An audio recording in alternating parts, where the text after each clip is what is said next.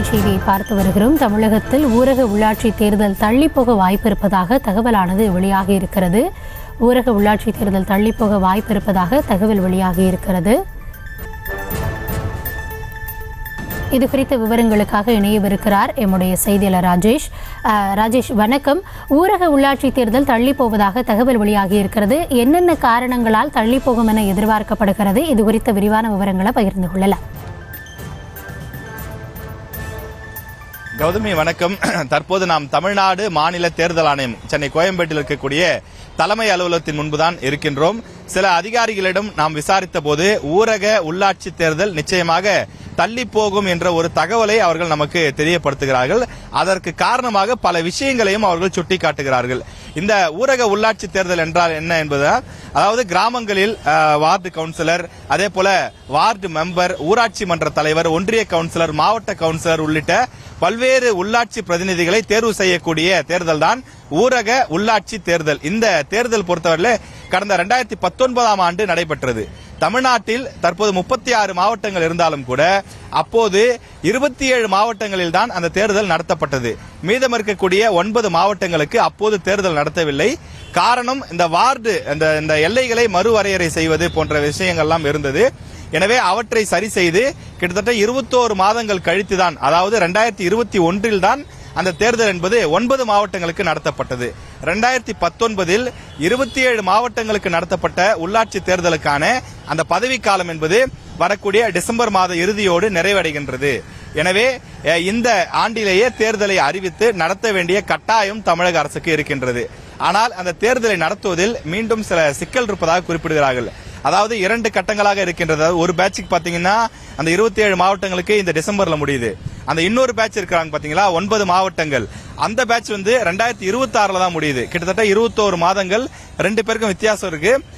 ஒன்னு அவங்களுக்கு முன்கூட்டியே தேர்தல் நடத்தணும், இல்ல இவங்களுக்கு போஸ்ட்போன் பண்ணி லேட்டா தேர்தல் நடத்தணும். இப்படி ஒரு கட்டாயம் இருக்கு. அதே போல தமிழ்நாட்டில் தற்போது பல மாவட்டங்களில் கிராமங்களை நகராட்சியுடன் இணைப்பதற்கான பணிகள் நடைபெற்று வருகின்றது. அதற்கு கிராமங்கள்ல பாத்தீங்கன்னா கடுமையான எதிர்ப்பு தெரிவிக்கிறாங்க. இன்னைக்கு கூட திருச்சியில பாத்தீங்கன்னா மாவட்ட ஆட்சியர் அலுவலகம் முன்பு போராட்டம் நடைபெறுகின்றது. ஏன்னு சொன்னா, எங்களுடைய கிராமத்தை கொண்டு போய் நீங்க நகராட்சியில இணைச்சிட்டீங்கன்னா எங்களுக்கான சலுகைகள்லாம் கட்டாயிடும். இப்ப உதாரணத்துக்கு கிராமங்கள்ல 100 நாள் வேலைவாய்ப்பு திட்டம் இருக்கிறது. இப்ப நகராட்சியா மாறிடுச்சுன்னா 100 நாள் வேலைவாய்ப்பு இருக்காது. அப்ப கிராமப்புற மக்களுக்கு அந்த மாதந்தோறும் ஒரு சிறு வருமானம் கிடைத்து வருகிறது, அது கட்டாயிடும்.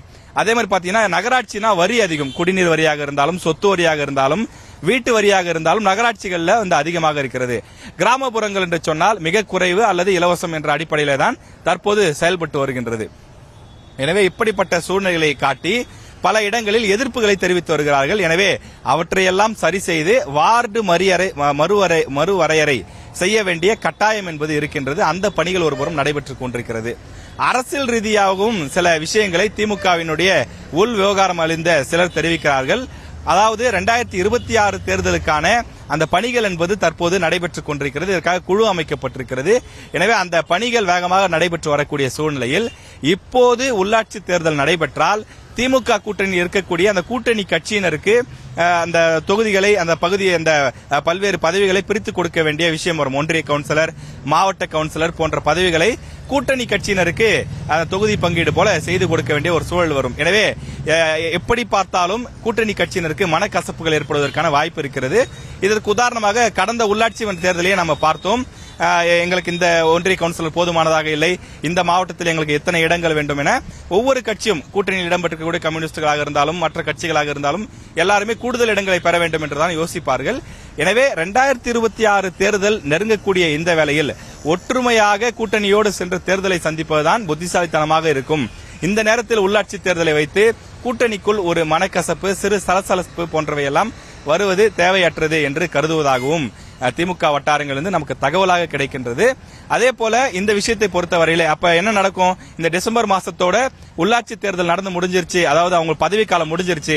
அப்ப தலைவர் இல்லாம, ஒன்றிய கவுன்சிலர் இல்லாம, எதுவுமே இல்லாம எப்படி நடக்கும் அப்படின்னா, ஏற்கனவே பாத்தீங்கன்னா தனி அதிகாரியை நியமித்து இந்த உள்ளாட்சி வேலைகளை எல்லாம் நடத்தியிருக்கிறார்கள். அதே போல சட்டமன்றத்தில் ஒரு சிறப்பு தீர்மானம் கொண்டு வரப்பட்டு அந்த அடிப்படையில் ஒவ்வொரு உள்ளாட்சி நிர்வாகத்திற்கும் அந்த மாநகர அந்த இருக்கக்கூடிய நிர்வாகத்தின் மூலமாக தனி அதிகாரிகளை நியமித்து அந்த அதிகாரிகள் மூலமாக பணிகளை நடத்தி முடிப்பது.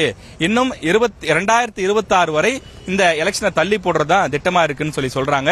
எனவே கிராமப்புறங்களில் இப்போதே தென்னை பிரச்சாரங்கள் பல மாவட்டங்கள் தொடங்கிவிட்டது. நமக்கு தெரியும் திருவள்ளூர், காஞ்சிபுரம் உள்ளிட்ட பல மாவட்டங்களில் விசாரிக்கும் போது தென்னை பிரச்சாரத்தை தொடங்கி இருக்கிறார்கள். ஆனால் உள்ளாட்சி தேர்தல் 2026 ஆண்டுதான் தமிழகம் முழுவதும் சேர்த்து ஒட்டுமொத்தமாக நடைபெறும் என நமக்கு தகவலாக கிடைக்கப்பட்டுள்ளது.